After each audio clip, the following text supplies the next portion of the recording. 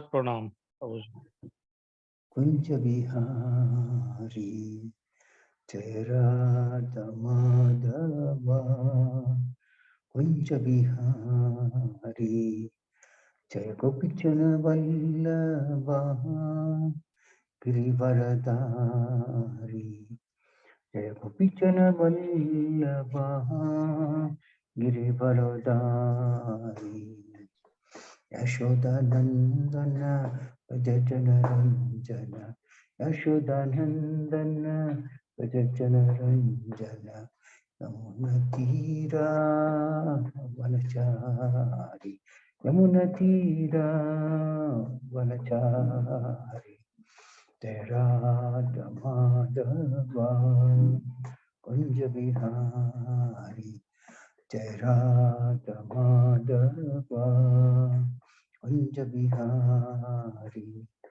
Gopichana Vallabha Girivaradari Gopichana Vallabha Girivaradari Yashodanandana Vajajana Ranjana Yashodanandana Vajajana Ranjana Yamuna Tira Vanachari Yamuna Tira Vanachari Jayarata Madhava Kunja Bihari Hare Krishna Krishna Krishna Krishna Hare Hare Hare Rama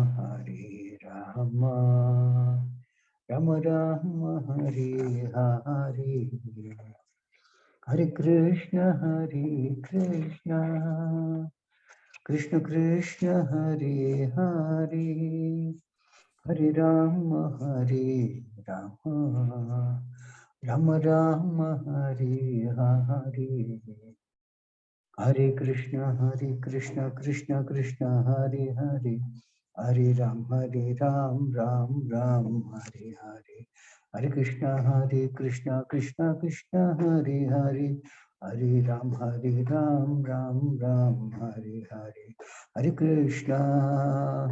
Krishna Krishna Krishna Hare Hare Hare Rama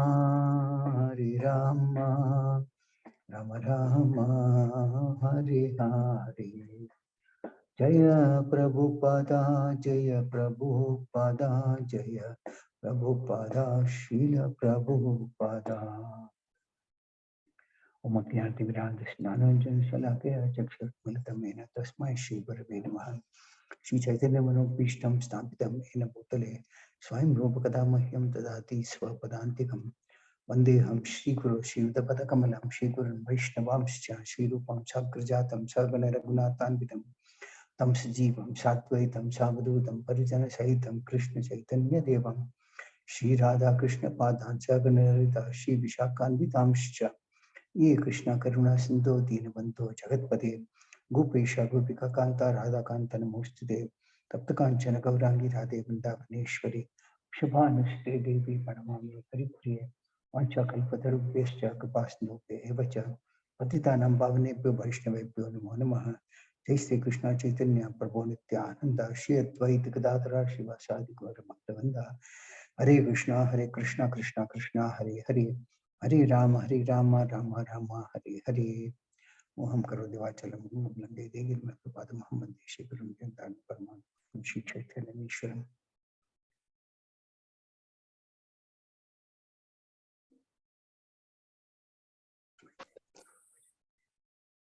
Hare Krishna. So welcome you all to this Saturday morning Srimad Bhagavatam summary. We are today reading from discussing Srimad Bhagavatam, Canto 2, Chapter 7. The first half, that is from Sloka 1 to Sloka 26 or 27 as time permits.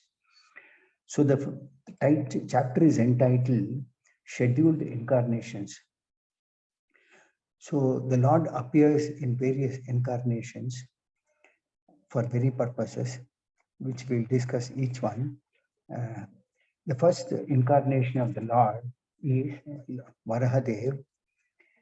So it is said that the planets actually float in the air based on weightlessness.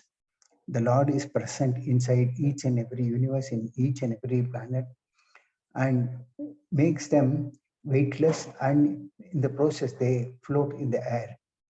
But sometimes what happens is that demoniac people, for example, Bhagavatam explains as to how today people drill the earth to any extent, which is a burden on the earth. Similarly, there are mention about how in the seventh or eighth canto of Srimad Bhagavatam, as to how Mother Earth cannot bear even the weight of one lie. And we see so many people speak so many lies throughout the day. So when the earth becomes burdened, then when demoniac people act in so many ways, then they try to counter this weightlessness. And in this case, there is an example of how Hiranyaksha, his name was Hiranyaksha because he was a great exploiter of gold. The earth was detached from its weightless condition and it fell down into the Garbhodaka ocean.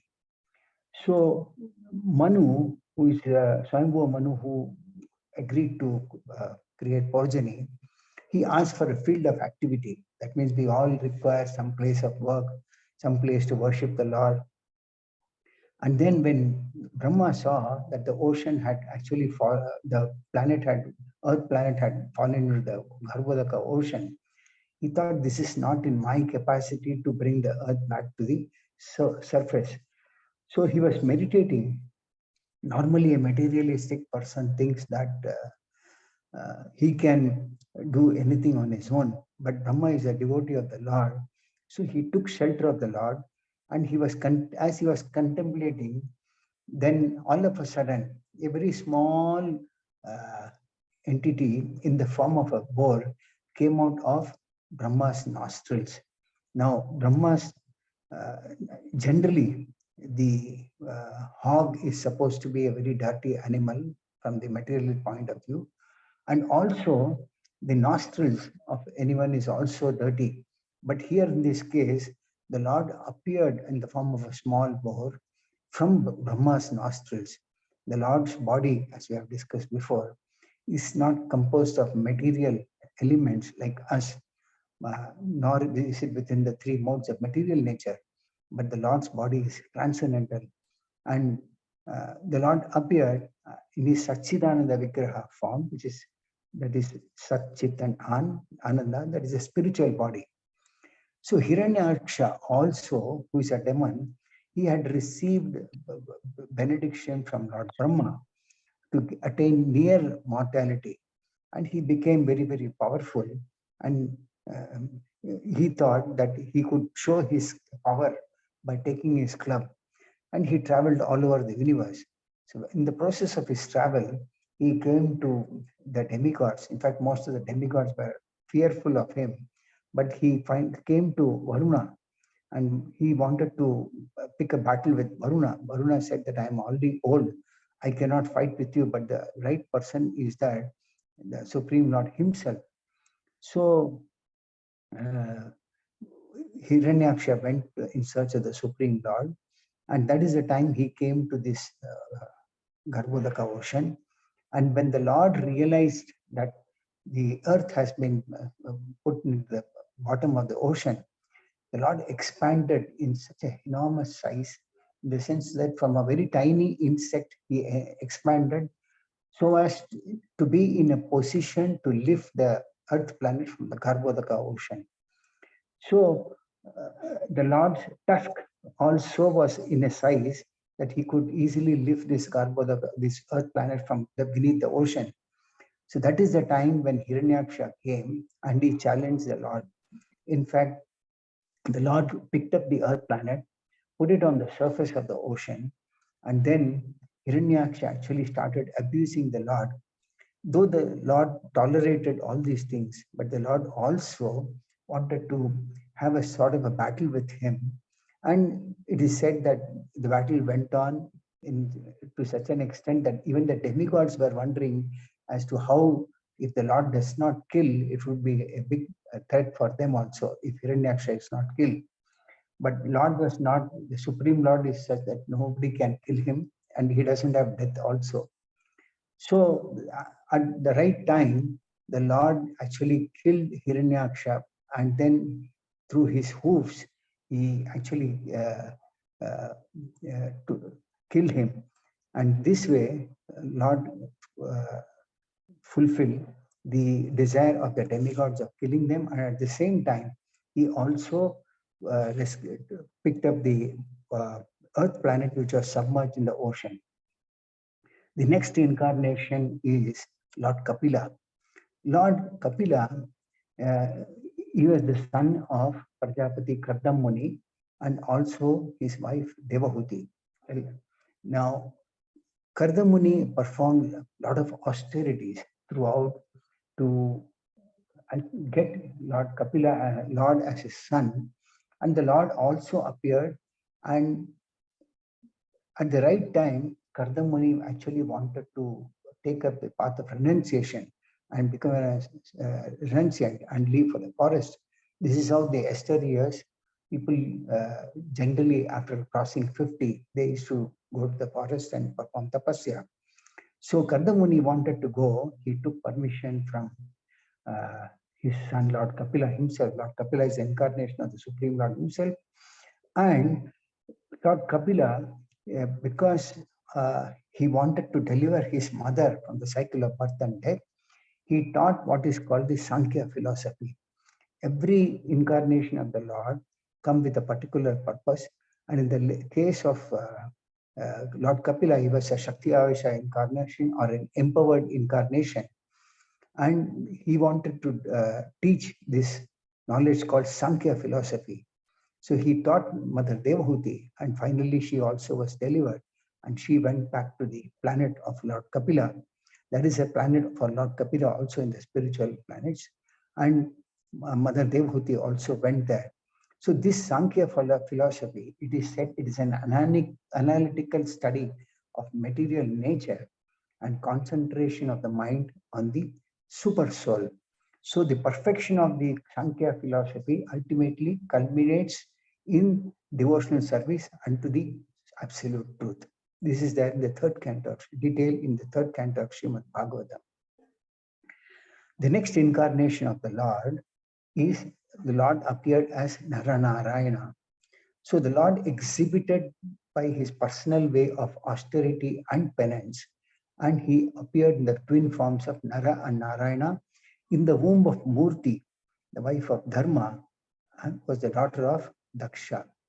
So the pastime is like this. It is generally said that in the path of self-realization, a woman is a big impediment. So Naranarayana showed by how practical demonstration, the science of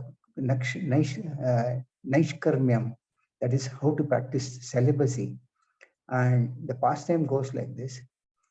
King Indra was actually, normally demigods are very, very fearful when someone performs a lot of austerities. So Indra, one time he saw that this Naranarayana Rishi was becoming very, very powerful by means of his penances.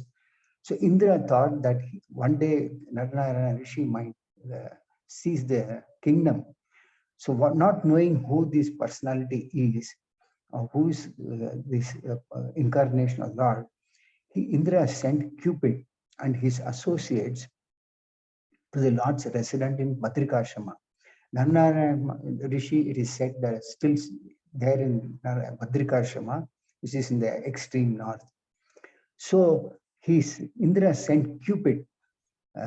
Cupid himself tried to attack the Lord in the form of arrows, with arrows in the form of very beautiful women. Now Indra thought that Narayana Rishi might get captivated by seeing this beautiful woman, and so his austerities will be spoiled. But the Lord, understanding the offense committed by Indra, actually did not become proud. Instead, he laughingly said to Cupid Do not fear, O mighty Madana, O wind god and wives of demigods. Rather, please accept these gifts which I am offering to you and kindly sanctify my ashrama by your presence. I mean, normally anyone would get angry, but this was normally himself.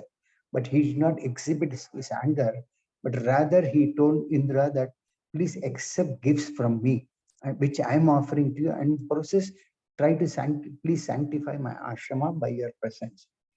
So Naranarayana could understand how foolish Indra was, and Naranarayana actually uh, told him that don't worry about what I'm giving, but these are all nice prasadam and articles of worship. If you do not give me an opportunity to act as a host to the demigods and respective personalities, what will be the use of my ashrama? So my ashrama will be void. Then Naranarayana actually showed his mercy to the demigod by relieving them actually of the false prestige. Generally, demigods have a lot of false prestige because they have a lot of opulence. So the demigods were proud of their personal beauty and the female companions. So the Lord actually uh, manifested such attractive woman through his own mystic potency.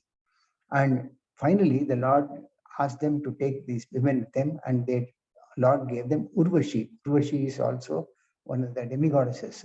She's supposed to be a beautiful woman. So this is how the Lord manifested in the form of Naranarayana. Also, in the 12th canto of Srimad Bhagavatam, there is a mention of how the Lord appeared in the form of Narayana to show his mercy to Markandeya Rishi. At the final annihilation, Markandeya Rishi actually wanted to see the illusory potency of the Lord, and the Lord manifested himself in this form of Narayana. The next incarnation is Prithu Maharaj. Maharaj Vena actually was a king, but he was a notorious king. He had deviated from the path of righteousness. So the Brahmanas used to chastise him by a lot of thunderbolt curses. Generally, the kings used to rule the kingdom with the advice of Brahmanas. And then, whenever they see that a king is deviating from the paths of righteousness, they also could curse the king, whereby the king could be either uh, killed or he could be bereft of all his opulence.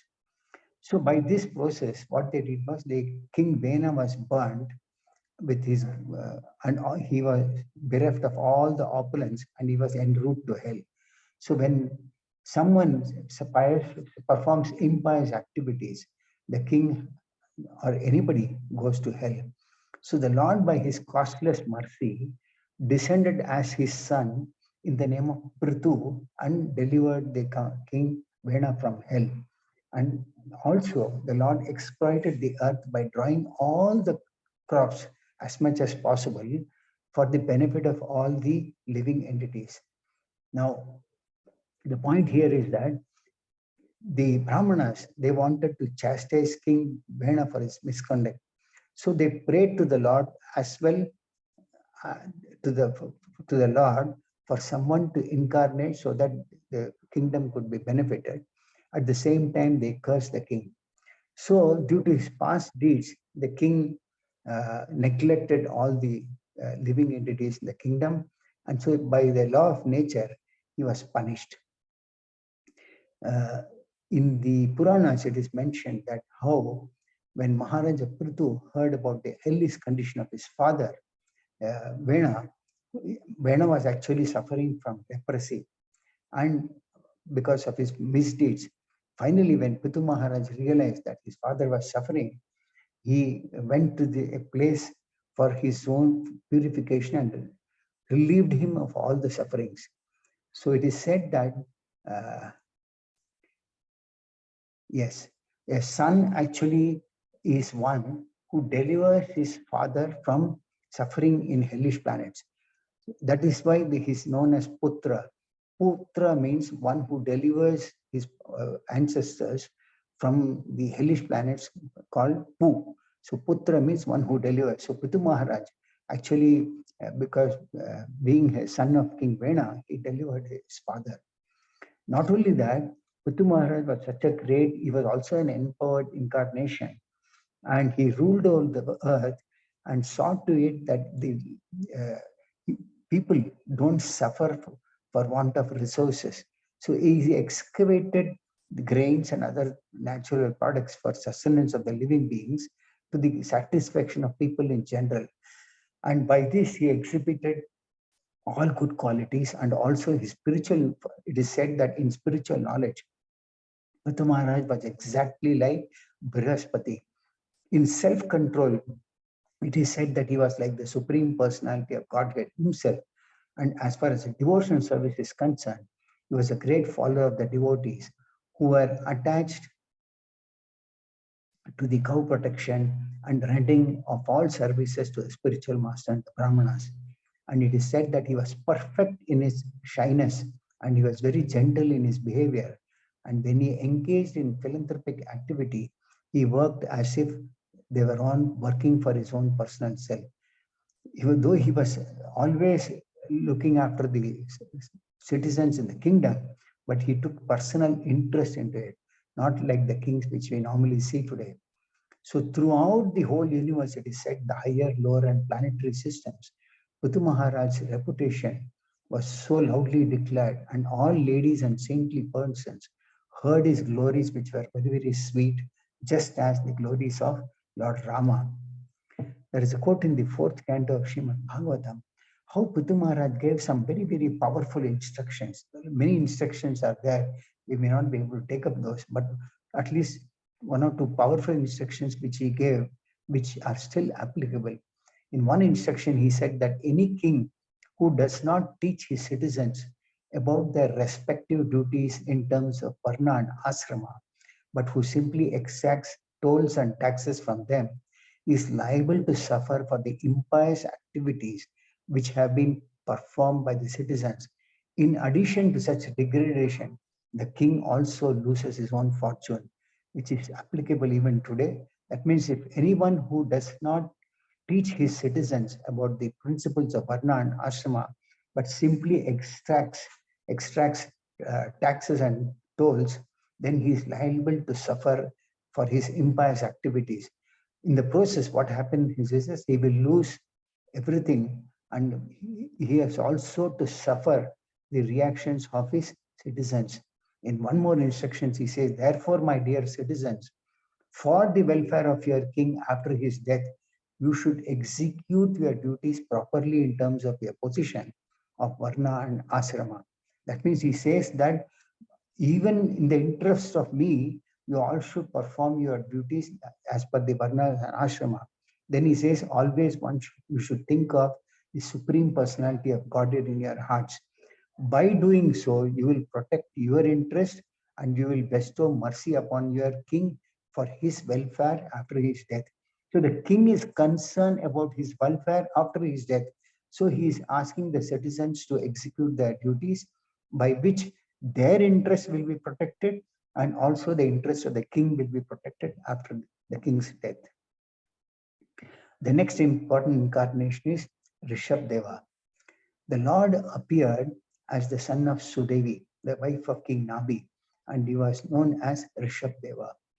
He performed a lot of materialistic yoga to balance the mind. And this stage is also accepted as the highest perfectual situation of liberation, wherein one is situated in his own self and completely satisfied. This is a practice of yoga which was prevalent in their exteriors, by which one could try to control the mind. So it is said that out of many, many practices of yoga, one can practice this yoga also. Before that, actually, Maharaja Nabi, he underwent severe austerities and penances. He also wanted to have Lord as his son. And being very kind, the Lord was very pleased with the austerities of Maharaja Nabi, and he appeared in a four-handed form, and he was Rishabdeva. So they prayed for a son, and the Lord Vishnu was being pleased. He incarnated. The word Rishabha means one who is the best or the supreme. So due to the super excellent attributes of Maharaja Nabi, the king named his son as Rishabha, or the best. And his influence was also incomparable. There was a time, there was a very, very scarcity of rain, but Rishabha Deva did not care for Indra, king of heaven, because rain comes by the mercy of Indra. But Rishabdeva did not care for that. But instead, he took charge of supplying rain on his own through his own potency. So this way, he covered the entire kingdom with ample rain. Then, after receiving Rishabdeva as his son, King Nabi actually began to raise him very carefully. Then when he entrusted the ruling power to him, he, King Rishabdeva, then afterwards went to Nabi went to Badrikasrama and started to worship the personality of Godhead. Rishabdeva, in the meanwhile, when he was a student in Gurukula, he followed the order of his guru and accepted a wife named Jayanti. Through her, he got 100 sons in the womb of his wife. Of these 100 sons, it is said that the eldest was Bharata, and from whose name our country came to be known, the world came to be known as Bharata. Since the reign of Bharata, it is said the planet is called Bharatvarsha. Now, a person who is actually interested in spiritual knowledge should not engage in material activity. Rishabhadeva also gave a lot of spiritual instructions, and when he was about to retire and hand over the kingdom, Bharata was the eldest son. He asked all his sons to obey the order of the eldest son, that is Bharata, and then he left to the forest along with his wife. But Rishabdeva gave some very, very powerful instructions which are valuable for all benefit of the mankind for all time to come. One instruction that he gave was that a human being should not work hard like dogs and hogs for sense gratification. That means the purpose of human life is not meant for working very hard like dogs. The human life, he says, that's especially meant for the revival of our relationship with the Supreme Lord. And to this end, all kinds of austerities and penances should be accepted. So the human being form of life is meant for revival of our relationship with the Supreme Lord, which has been lost, for which one has to perform austerities and penances.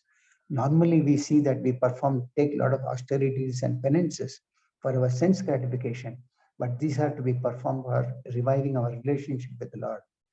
By which what happens is that one heart becomes cleansed of all the material contamination. Then one can be situated in the spiritual platform. Our heart is full of anartha, lust, anger, greed, madness, illusion, envy, etc. But when we revive our relationship with the Lord, then we become cleansed of all this, and then we are situated in our spiritual platform, for which he said that one has to take shelter of a devotee and serve him. So when one takes shelter of a devotee and serves the devotee, then the doors for liberation are already open.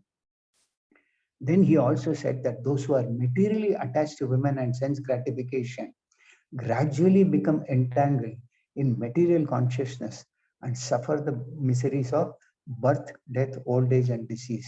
So those who are engaged in the general welfare of all and not attached to children and family, they are all called Mahatmas. Therefore, he said that one should accept a pure devotee and understand from him the purpose of life. Then he said that endeavoring persistently for the satisfaction of Krishna, one becomes detached from wife, family, and home. He is not interested in wasting time. In this way, one becomes self-realized. Rishabdeva actually, he gave through his process of knowledge, it's called Jada Yoga. The process was to understand how to quit this body. As you all know, leaving this body is the most important than even living with this body, because ultimately, whatever way you leave the body, that is going to determine our body in the next life. So Rishabdeva taught this knowledge, And thereafter he went to the forest along with his wife and left this body by burning into ashes because he was a great yogi. It is said that with yogic power, one can exhibit all powers, and Rishabhadeva used this to wind up his body and his pastimes. The next important incarnation is Matsya. So at one time, at the end of millennium of Vaivasvata Manu, it is said that there was a great king called Satyavrata. This Satyavrata king was a great devotee of the Lord. And one time, what happened was that uh, a demon in the name of Haigriva, he wanted to take the Vedic knowledge away from Lord Brahma at the time of annihilation. Therefore, the Lord personality of Godhead took the incarnation of a fish. And what happened was in the beginning of this Manu's this thing, uh, King Satyavrata was there. Satyavrata was also a great devotee of the Lord. He engaged in a lot of austerity by drinking only water. So once when Satyavrata was in the process of trying to drink water, all of a sudden he saw a small fish in his palm.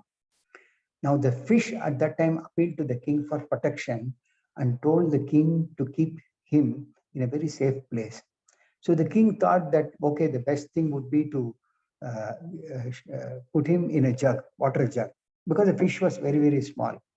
When the king put the fish in the water jug, the fish started expanding gradually in size, but then immediately he could no longer be put in that jug of water. To that extent, he expanded.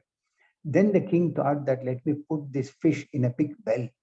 But what happened was, as soon as the king put this fish in a well, the uh, fish started expanding in size. Even the well could not accompany the fish, accommodate the fish. So finally, the king understood that fish is none other than the supreme personality of Godhead. So the Lord appeared as Matsya and being pleased with the king, and finally the Lord as this Matsya Avatara, he came uh, to retrieve the Vedas which were stolen by the demon.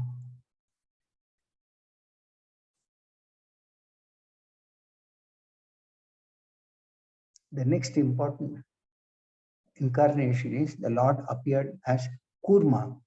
The Lord assumed the form of a tortoise to serve as a resting place.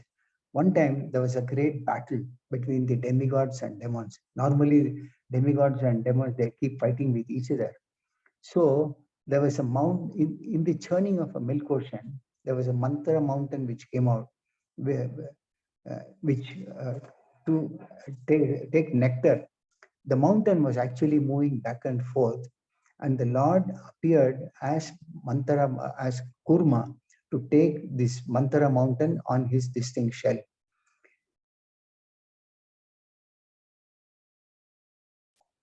The next important incarnation of the Lord is Narsimhadeva. Now, the Lord took this form to kill Hiranyakashipu and also to protect Prahlad Maharaj. Now, the history of Hiranyakashipu is that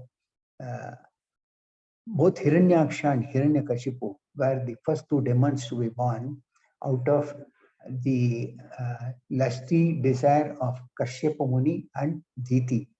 So, Hiranyaksha was also very powerful, and Hiranyakashipu was also very, very powerful.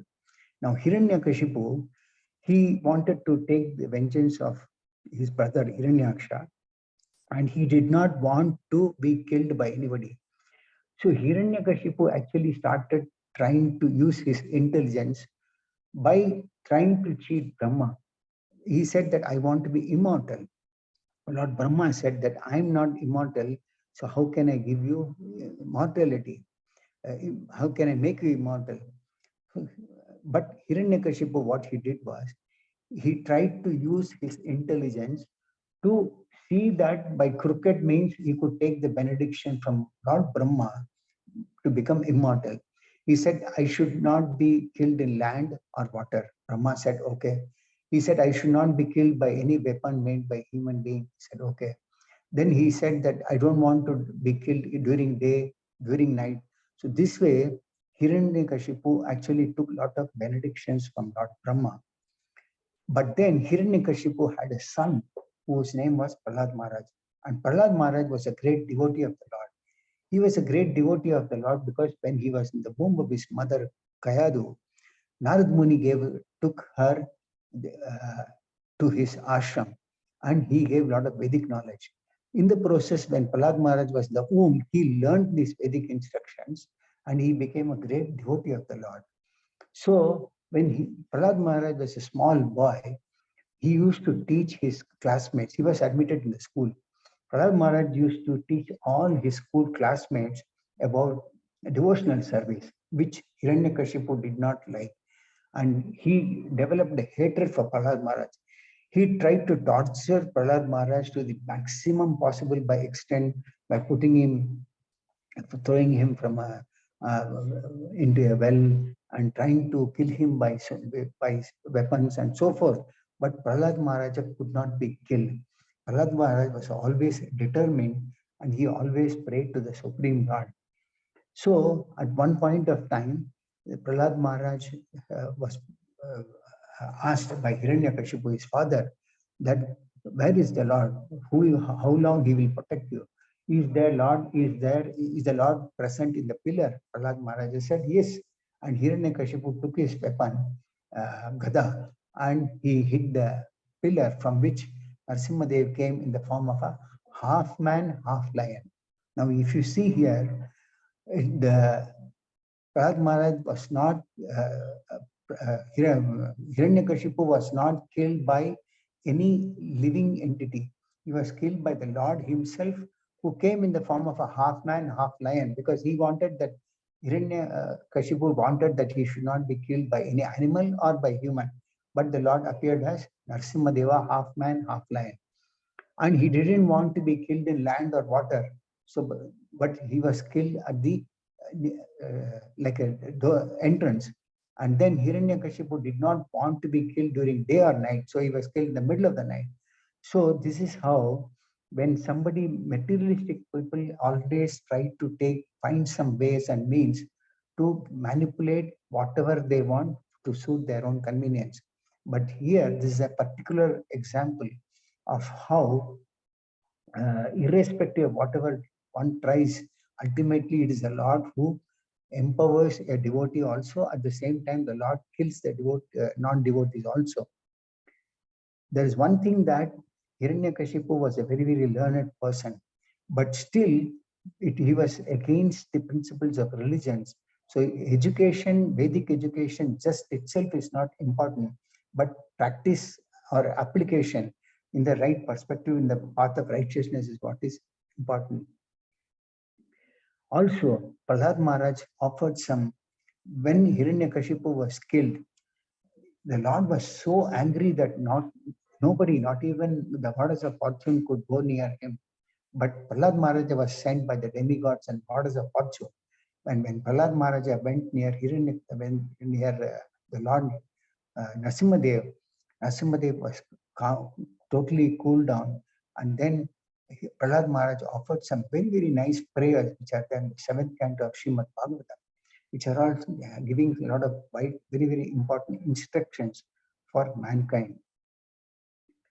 The next important incarnation is Lord appeared as Vamana Deva. Lord appeared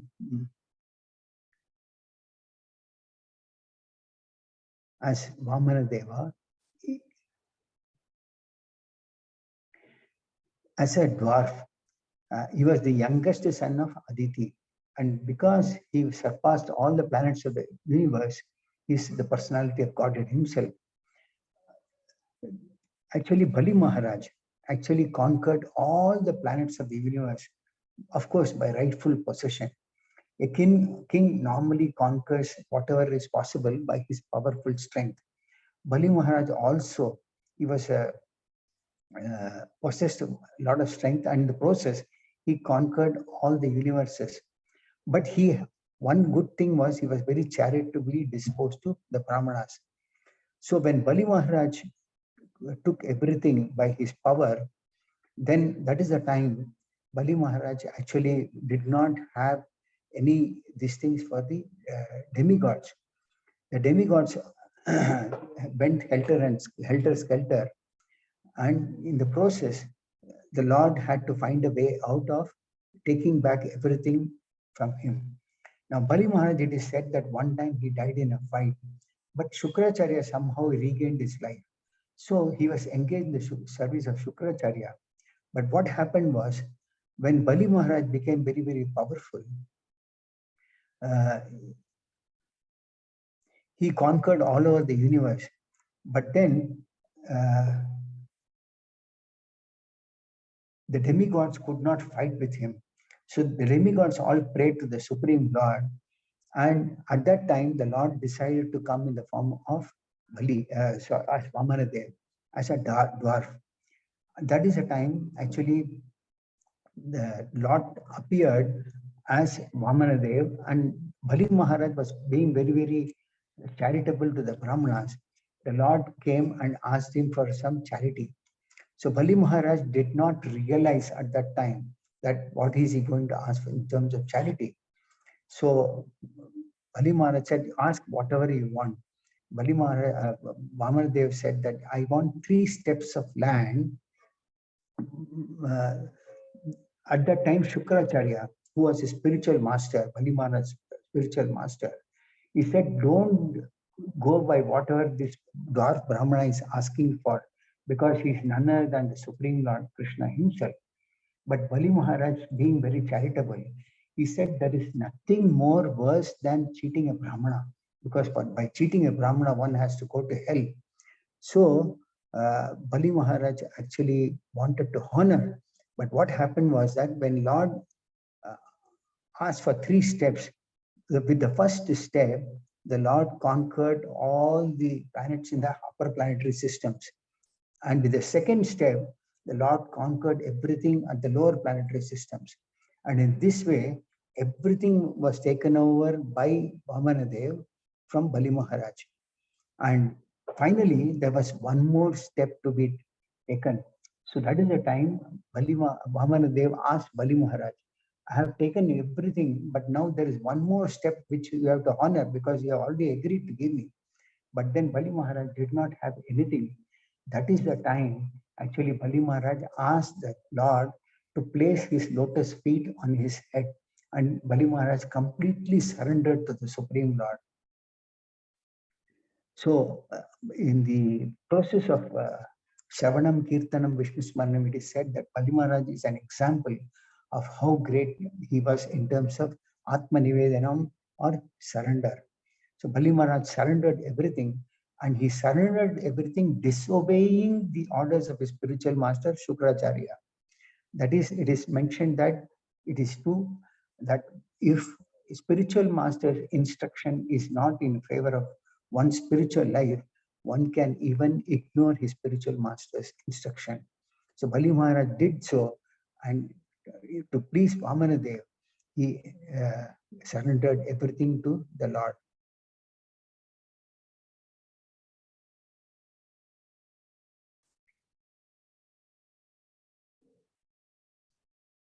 And it is mentioned how Bali Maharaj was extremely truthful, and he wanted to keep up the promise which he has given.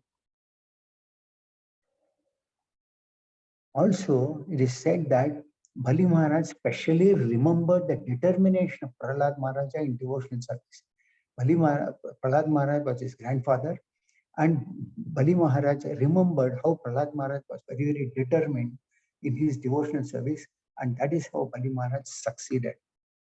When Bali Maharaj was arrested by the ropes of Varuna and he was deprived of everything, the personality of God delivered Maharaja. At that time, Lord wanted to give this thing to him. In the return for Bali Maharaj's surrender to Vamanadev, the Lord assured that I will send you to the lower planetary system, Sutala planet, and I'll be there as a guardian for you. So the Lord rewarded Bali Maharaj for his complete surrender, and he said that the Lord is still there as a guard to Bali Maharaj. The next important incarnation of the Lord is Dhanvantari. The Lord in his incarnation as Dhanvantari actually brought out a medicine by giving knowledge which is there in the Vedas. Now, when human beings are there, they are subject to four things, that is birth, death, old age, and disease. So knowing that human beings can fall sick, there was a requirement for medicine. So this Lord as Dhanvantari gave this knowledge which is there in the Vedas. So the Vedas are the original source of knowledge, and it is said that the curing for medicine, the process of cure was given by Dhanvantari, and it is there in the Vedas. The next important incarnation is Parashurama.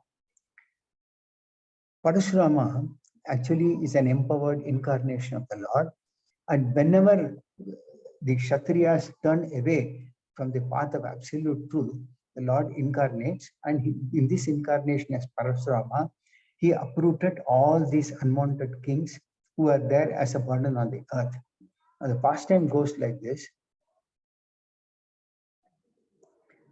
Parashurama was the son of Jamadagni, and there was a king named Kartivirjuna who stole Jamadagni's desire cow, Kamadhenu.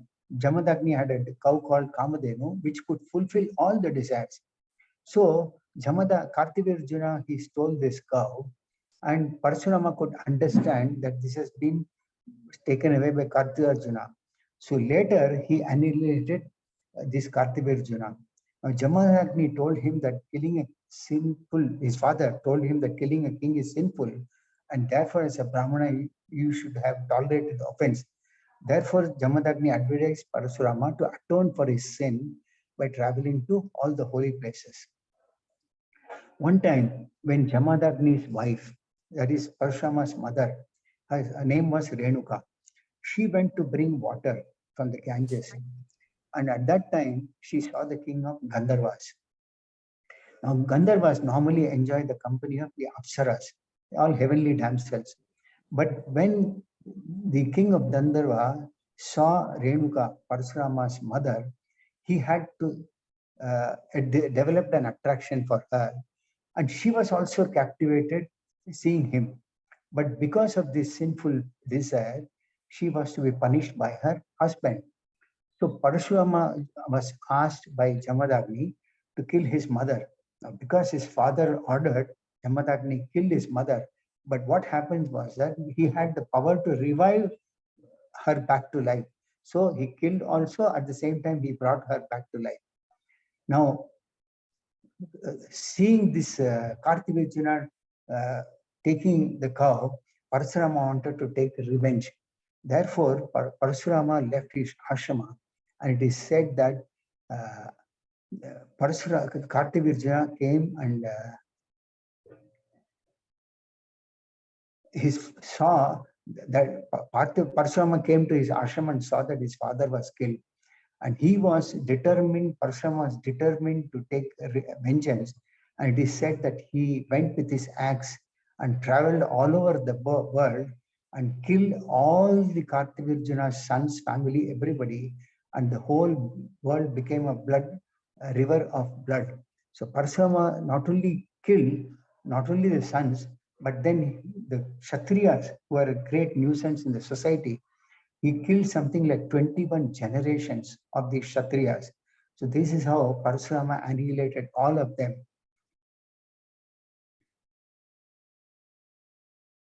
It is said that Parashurama still lives in the Mahendra Parvata, is still alive and is staying there in the Mahendra Parvata. The next important incarnation is the incarnation of Lord as Lord Rama. As you all know, Lord Ramachandra was actually ordered by his father, Maharaj Dasharatha, to leave home for the forest under awkward circumstances. And the Lord, as a very obedient son of his father, he carried out the order and he left for the forest. His younger brother Lakshmana, he accompanied Lord Rama, and also his eternal wife Sita Devi also decided to go with him. The Lord agreed to both of them, and they entered the Dandakaranya forest to live there for 14 years. So during the stay in the forest, there was a quarrel between Ravana actually kidnapped Sita Devi. Now Sita Devi is none other than Lakshmi ji, or the goddess of fortune, and she is not meant to be enjoyed by any living being. She is meant to be worshipped along with her husband, that is Lord Rama. Normally, a materialistic person, example is given of Ravana, they don't understand the real truth. But what happens is they try to snatch Sita, or rather, materialistic person tries to take wealth from Lakshmi Devi without understanding that Lakshmi Devi has to be worshipped with Narayana. Always worship is Lakshmi Narayana, Sita Rama, Radha Krishna, so forth. So Ravana was a highly materialistic person, and he heard from one of his demoniac associates about the beauty of Sita Devi. So he made a plan to kidnap Sita Devi, and he sent his, I think his name is Maricha, to take the form of a deer. So the demon took the form of a deer, and Sita Devi got attracted by it. And as she was running, Ravana took his original form. He put her into his chariot and took her away. So Ravana wanted to usurp the materialistic, the opulence of the Lord himself without the Lord. So he tried his level best to convince her to marry him, but she was very adamant, and she did not budge to his demands. Now, finally, what happened was the Lord, along with Lakshmana, they went in search of her, and they crossed over to the south, and they traveled to Lanka. On way to, before going to Lanka, they wanted to cross over the ocean, but then the ocean initially did not give way. But Lord Rama, with his red hot eyes, actually he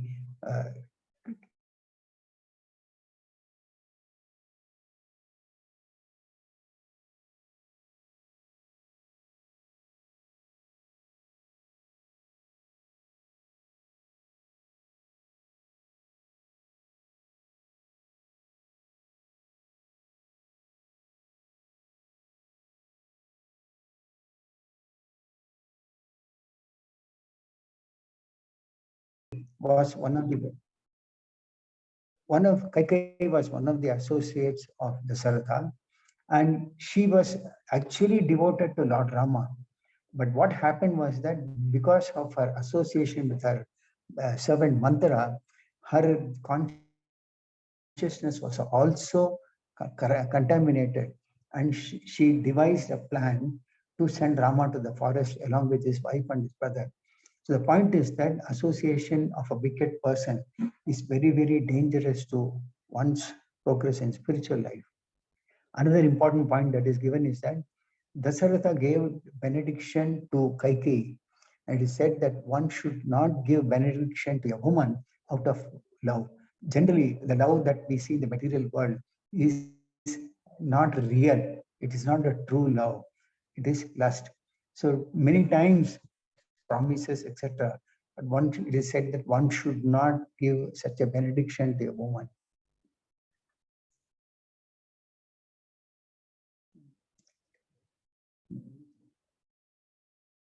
Another important point is that spiritual perfection comes from rendering service. And Lakshmana took the same austerities, whatever the Lord took as Rama. Sita Devi also took the same austerities, and that is how they assisted Rama and became. I mean, it's just to show an example that spiritual life means a lot of austerities. Another important point is that Bharata did not exhibit even a tinge of greed for power. That is the right way of serving a devotee. Bharata could have been a king based on the plan of Kaikeyi, but on the other hand, he did not have any greed. He ruled the kingdom from a forest just as Lord Rama was. So this is considered to be that one should not enjoy whatever opulence is there for oneself, but rather opulence is there to be enjoyed by the Lord. So this is how Bharata actually served in Lord Rama. Another important point that given in the past time is that Maya can take any form. So see, even Sita Devi got bewildered by seeing the form of a deer. Bharat Maharaj also got bewildered by seeing the form of a deer. And it is said that even we can get bewildered by seeing our dear ones. Another important point is that Jatayu actually, when Ravana was kidnapping Sita Devi, Jatayu had nothing, but still he served the Lord by fighting with Ravana. Though Jatayu was not, strength was insignificant compared to what Ravana had, Jatayu fought till the end, but he had to leave his body. He was killed by Ravana. The point is that opulence has no meaning in front of the Lord. It is what we offer with what mood we serve the Lord. One can offer the Lord, serve the Lord without possessing anything. But even if someone has got a lot of opulence but no devotion, it has no meaning. And then another important point is that Hanuman was empowered by the Lord due to his surrender. So it is said that Hanuman completely surrendered to the Lord, and so he was empowered to perform the task. And when empowerment comes, mercy also comes close in. So Hanuman had that empowerment. And another important point is that the Lord Rama, with on his side, fought with Ravana on his side. Rama had nothing but monkeys, squirrels, etc. Now, they had no capacity to fight with a personality like Ravana, who had all the sophisticated weapons with whom, but ultimately, Rama's side became victorious, just to show that materialistic power, materialistic opulence have no presence or no significance in front of the Lord.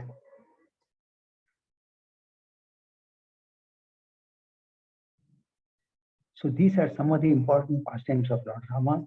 And then finally in today's class, we have the Lord appearing as Lord Krishna himself. So Lord appeared as Krishna along with pastimes, and in the process, some very nice, the Lord appeared in a very, very beautiful form with nice black hair. And he actually, one more verse, yeah, the Lord appeared along with Baladeva.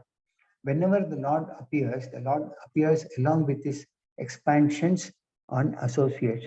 There are two types of expansions of the Lord. One is the personal expansion, and the other one is differentiated expansion called the Jiva Tattvas. The personal expansions of the Lord are called Vishnu Tattvas, and the differentiated expansions are called Jiva Tattvas. And Lord Balaram is none other than the personal expansion of Krishna. In fact, the first expansion of Lord Krishna is Balaram. And from Balaram comes all other expansions like the quadruple expansions like Vasudeva, Sankarshna, Pradyumna, Aniruddha. All these various expansions come out from Lord Balarama. So Balaram is the first expansion. And also that both Krishna and Balaram appeared as nice, young, beautiful boys of 16 years old. Now, this 16-year-old appearance of both of them was due to their having a spiritual body. We have a material body. That is why we cannot retain our youth or aged. We cannot retain our body on the same age. But Krishna and Balarama, they were throughout their this thing, they appeared as 16-year-old because of possessing a spiritual body which is uh, Satchidananda.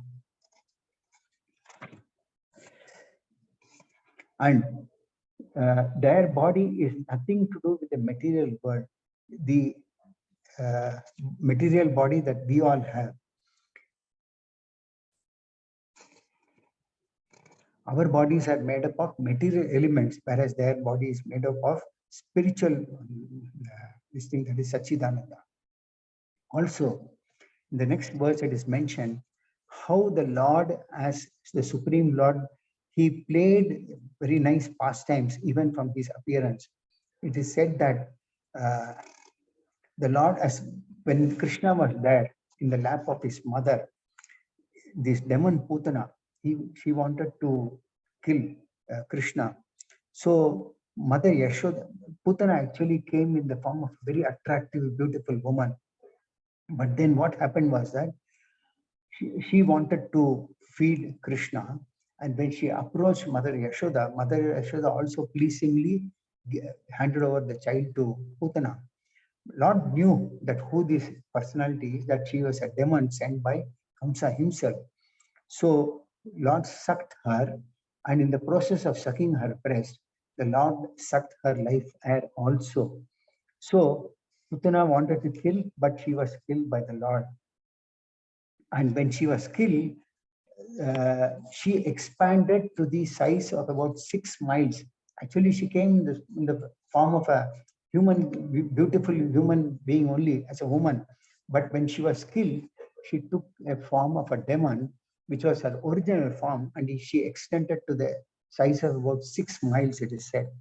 Now, it is mentioned here as to how Putana did not, Krishna did not expand himself to the length of 6 miles to show his mother, because if he had shown that he could expand himself to 6 miles, then the original love between mother and son would not have been there. Mother would have treated Krishna, Mother Yashoda would have treated Krishna as a personality of Godhead and not as her son.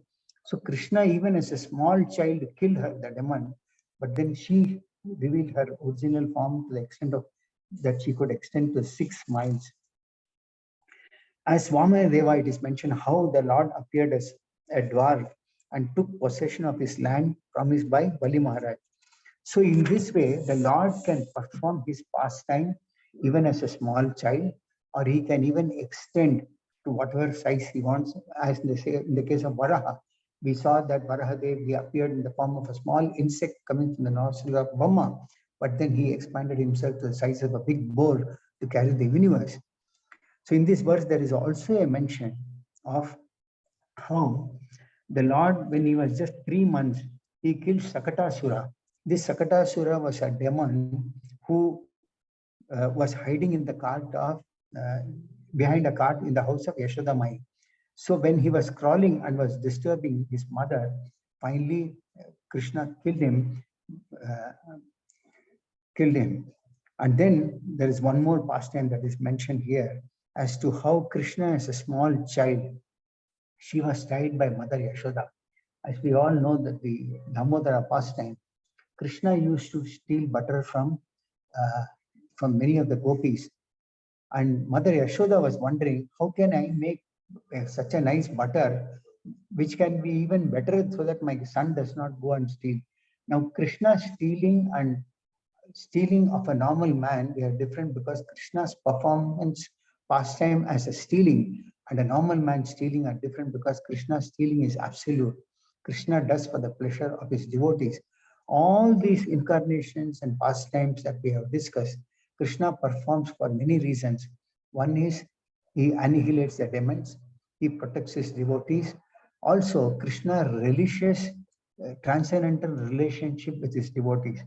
So Krishna actually steals butter to relish, because gopis also have that relationship with Krishna. They wanted Krishna to be their son.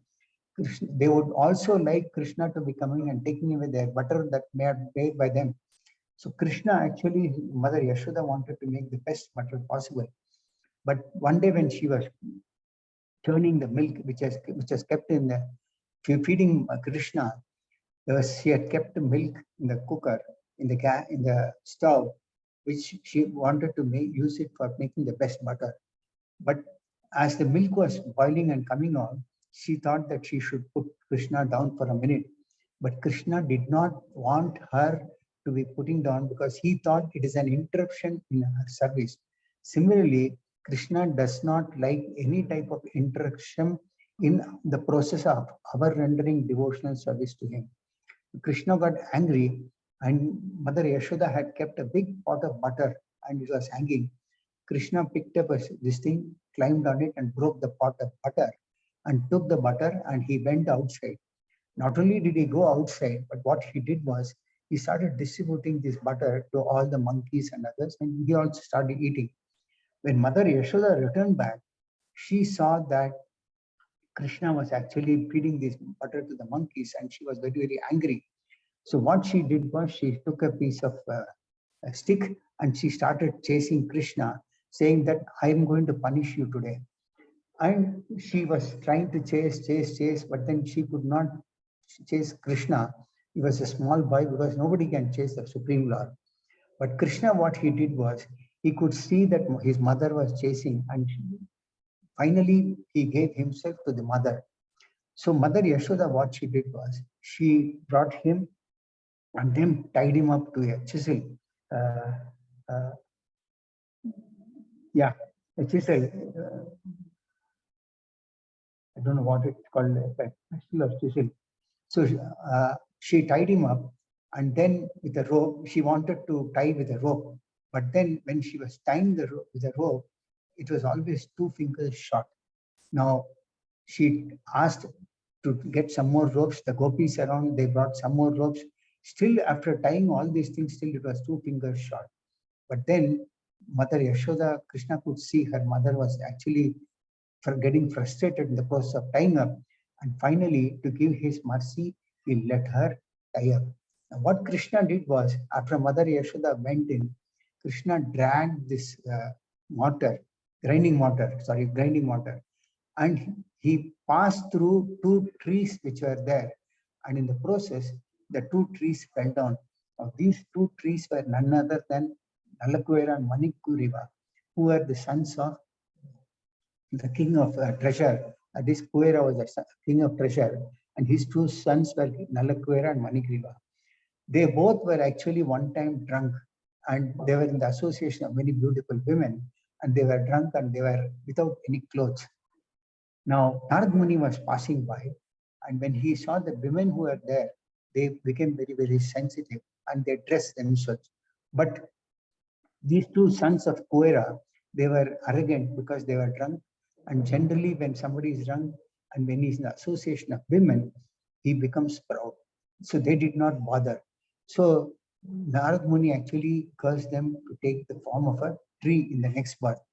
Now, Shastra has explained how when one exhibits his body or one shows his naked body, he has to take the body of a tree in the next life. Because a tree stands still for years together and does not have a dress.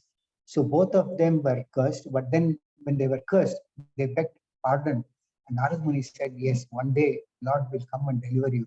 So in this particular pastime, the Lord delivered both the trees which were there, who were none other than Nalakuera and Manikriva, and both the trees fell and both of them were delivered. So the Lord performed many, many pastimes of this nature, and subsequent pastimes and subsequent verses will be taken by somebody else. So this is what I have in today's class of 27 verses. So for the next few minutes, I can take some questions, some comments on whatever we have discussed.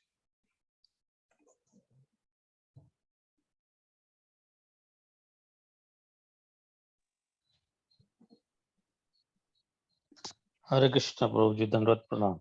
Hare Krishna Prabhuji, Dandavat Pranam. Hare Krishna Prabhuji, Dandavat Pranam. Hare Krishna Mataji, Dandavat Pranam Mataji. Hare Krishna, Dandavat Pranam.